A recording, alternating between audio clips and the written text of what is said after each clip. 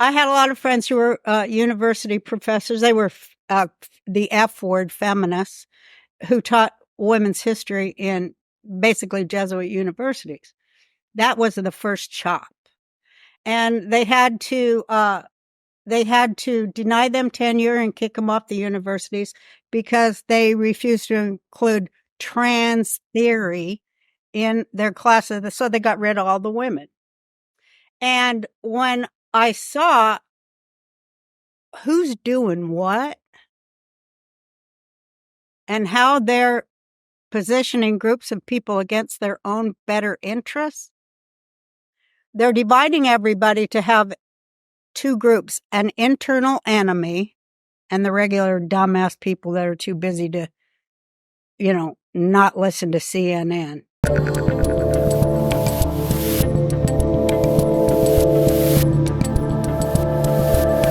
All right, she literally needs no introduction, Roseanne Barr. Does anyone give you an introduction anymore? What would they even say to give you an introduction at this point? What would be the introduction you'd give yourself?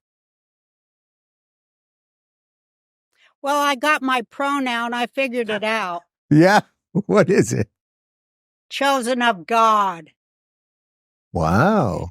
So I just, would prefer people use my pronoun and just introduce me such. Chosen of God, Roseanne Barr, ladies and gentlemen. Roseanne, it's great to see you. We were supposed to do this in person at your place in Austin, and my plans got a little screwy. But we used to hang in LA. We have both since left and fled that horrible communist place of California. What was the last straw for you?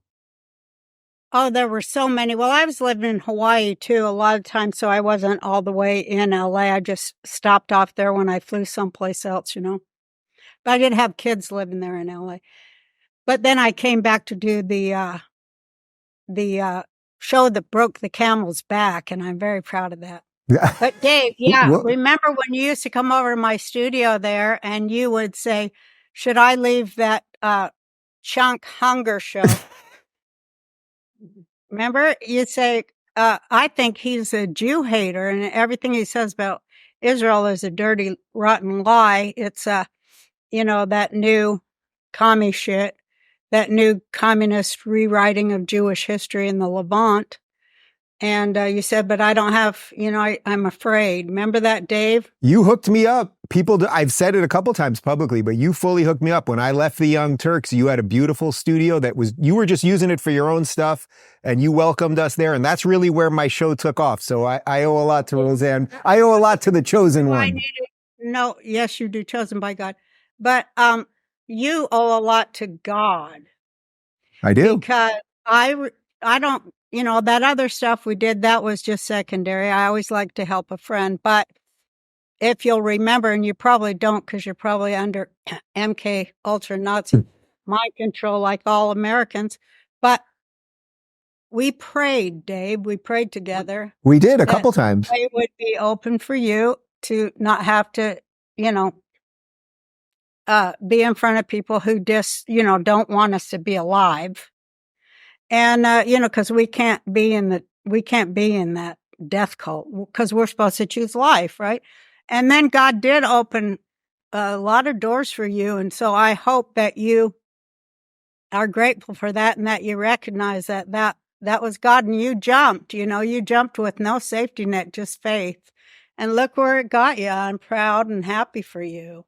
Oh, well, and your spouse. Well, that's really nice here. We did pray a couple times. We also we smoked some of the funny stuff a couple times, and I think we had some of your moonshine a couple times, if I'm not mistaken. I'm not saying which order any of this was in.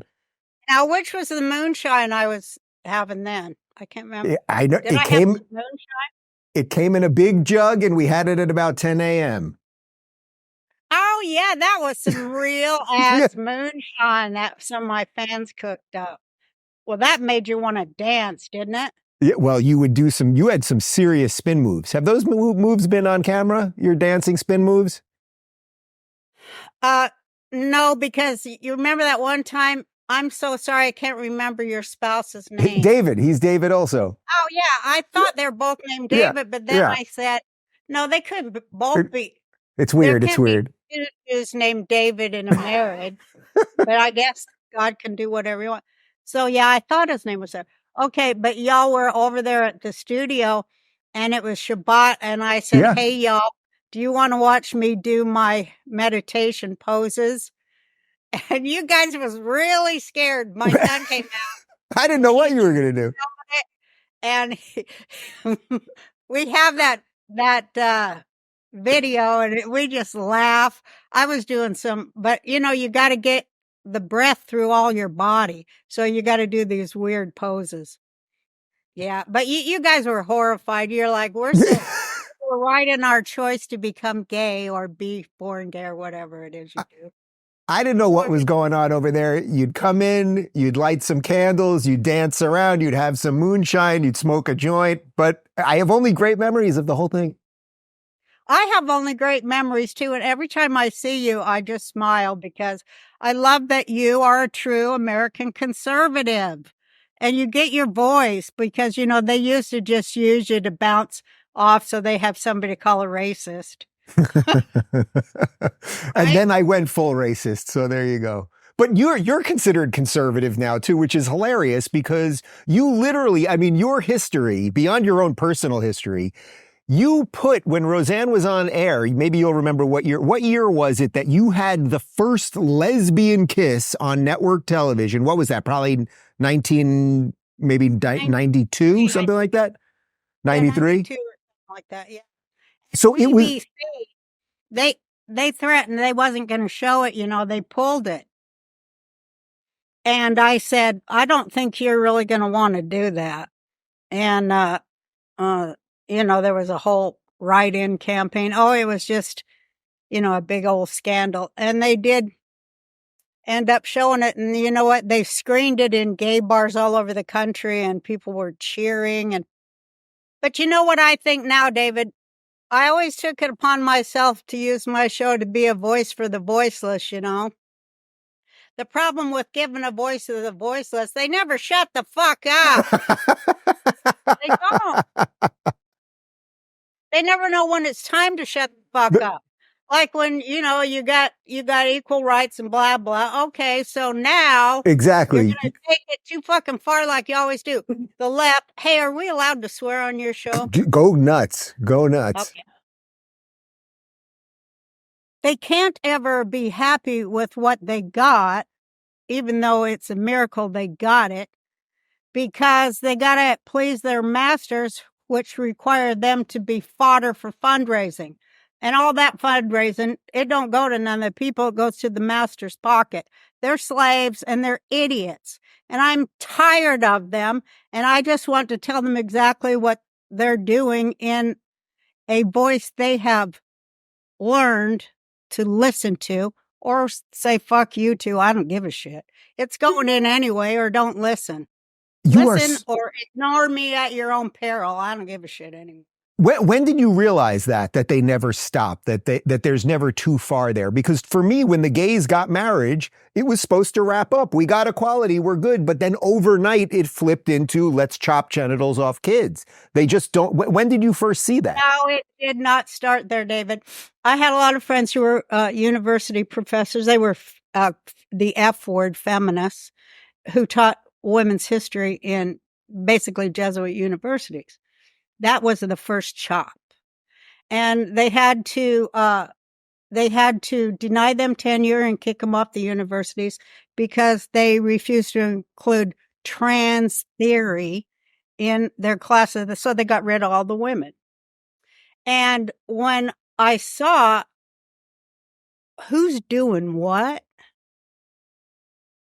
and how they're positioning groups of people against their own better interests, they're dividing everybody to have two groups, an internal enemy and the regular dumbass people that are too busy to, not listen to CNN. But it has always started that way because they always get a foot in the door. And this is what Stalinist communists do. And I remember way back when we used to be writing Jewish people, we used to write all these letters to the Soviet Union to free the Jews that they held as, third-class citizens, or else they put them in mental institutions or in camps because, they wanted to be Jews. Yeah. Refuseniks, I think they were called. Some of them were refuseniks. Yeah. And some of them were just Jews that wanted to be Jews and practice Judaism. And so a lot of them went to Israel, and a lot of them came here. A lot of them went to France. A lot of them went to, various countries all over the world.